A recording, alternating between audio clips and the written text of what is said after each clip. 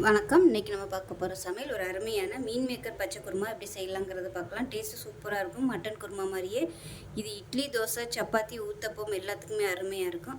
வாங்க எப்படி செய்யலாங்கிறத பார்க்கலாம். இப்போ ஒரு மிக்ஸி ஜார் எடுத்துக்கலாம். இதில் ஒரு கைப்பிடி அளவுக்கு கொத்தமல்லி சேர்த்துக்கலாம். அதே மாதிரி கொஞ்சமாக கருவேப்பிலை சேர்த்துக்கலாம். இது கூடவே கொஞ்சமாக புதினா இலை சேர்த்துக்கலாம். ஒரு 4 பல் பூண்டு சேர்த்துக்கலாம். அதே மாதிரி ஒரு 4 துண்டு இஞ்சி, ஒரு சின்ன துண்டு பட்டை, 2 கிராம்பு சேர்த்துக்கலாம். ஒரு ஏலக்காய் சேர்த்துக்கலாம். 4 பச்சை மிளகாய். இது எல்லாத்தையும் நைஸாக அரைச்சிக்கலாம். இப்போ இன்னொரு மிக்ஸி ஜார் எடுத்துக்கலாம். மெஷரிங் கப்பில் 1/2 கப் அளவுக்கு துருவன தேங்காய் சேர்த்துக்கலாம்.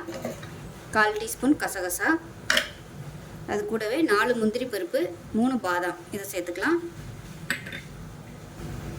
1 டீஸ்பூன் சோம்பு சேர்த்துக்கலாம். இது வந்து நல்லா நைஸாக அரைச்சிட்டு பார்க்கலாம். இப்போ ஒரு சாஸ்பேனில் மீன் மேக்கர் பார்த்தீங்கன்னா நல்லா மெஷரிங் கப்பில் 1 கப் அளவுக்கு எடுத்து கொஞ்சமாக உப்பு போட்டு சுடுதண்ணில் ஊற வச்சு வச்சுருக்கேன். இப்போ வந்து நல்லா தண்ணியை பிழிஞ்சிட்டு எடுத்துக்கலாம். 2-3 தடவை அலசிட்டு தண்ணியை பிழிஞ்சிட்டு தனியாக எடுத்து வச்சுக்கலாம். ஒரு குக்கர் எடுத்துக்கலாம். தேவையான அளவுக்கு எண்ணெய் விட்டுக்கலாம். எண்ணெய் சூடானதும் 1 டீஸ்பூன் சோம்பு சேர்த்துக்கலாம். சோம்பு பொரிய ஆரம்பிக்குது. கருவேப்பிலை சேர்த்துக்கலாம். 4 பச்சை மிளகாயை கீறிட்டு சேர்த்துக்கலாம். இப்போ நீளமாக நறுக்குன்னா பெரிய வெங்காயம் சேர்த்துக்கலாம்.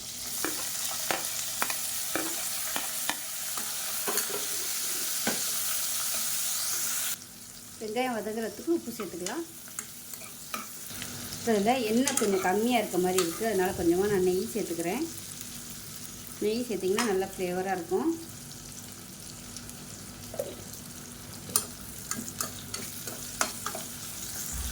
இப்போ வெங்காயம் நல்லா வதங்கிடுச்சு. மீடியம் சைஸாக ஒரு தக்காளி சேர்த்துக்கலாம். பொடியாக கட் பண்ணிவிட்டு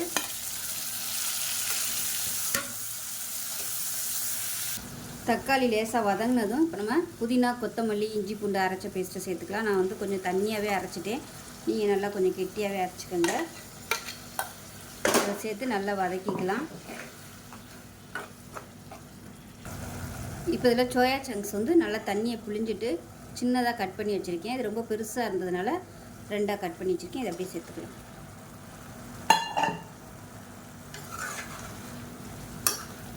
சேர்த்துட்டு நல்லா ஒரு பரட்டி விட்டுக்கலாம்.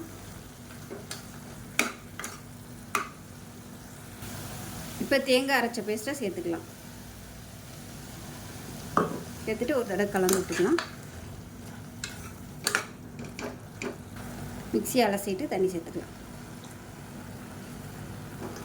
இப்போ நல்லா கலந்து விட்டுட்டு இப்போ குருமா எவ்வளோ தேவையோ அதுக்கு தகுந்த மாதிரி நீங்கள் தண்ணி ஊற்றிக்கோங்க. இப்போ சப்பாத்திக்கு சாப்பிட்றதுனா கொஞ்சம் கெட்டியாகவே வச்சுக்கோங்க. மீன் மேக்கர்லேருந்தும் கொஞ்சம் தண்ணி விட்டு வரும், அதனால் ரொம்ப தண்ணியாக வச்சிட வேணாம். கொஞ்சம் கெட்டியாகவே வச்சிங்கன்னா உங்களுக்கு கரெக்டாக இருக்கும். இப்போ உப்பு செக் பண்ணி பார்த்துட்டு உப்பு சேர்த்துக்கலாம். உப்பு கொஞ்சம் கம்மியாக இருக்குது, உப்பு சேர்த்துக்கலாம். அவ்வளோதான். ரொம்ப கெட்டியாக இருந்துச்சுன்னா கூட நம்ம அதுக்கப்புறமா சுடுதண்ணி சேர்த்துக்கலாம். தண்ணி ஆயிடுச்சுன்னா நம்ம கொதிக்க விட முடியாது. தேங்காயெல்லாம் ஊற்றிருக்கிறதுனால நல்லா இருக்காது. அதனால் கொஞ்சம் கெட்டியாகவே வச்சுக்கோங்க. இப்போ குக்கரை மூடிடலாம். வதக்கும் போதே நல்ல வாசனையாக இருக்கும் இந்த குருமா. இப்போ விசில் போட்டு நல்லா ஒரு 3 விசில் விட்டுட்டு ஸ்டீம்லாம் போனதுக்கப்புறம் பார்க்கலாம். இப்போ ஸ்டீமெல்லாம் இறங்கிடுச்சு. எப்படி இருக்குன்னு பார்க்கலாம். இப்போ பாருங்கள், சூப்பராக வந்துச்சு. ஒரு தடவை அப்படியே மிக்ஸ் பண்ணி விட்டுக்கலாம்.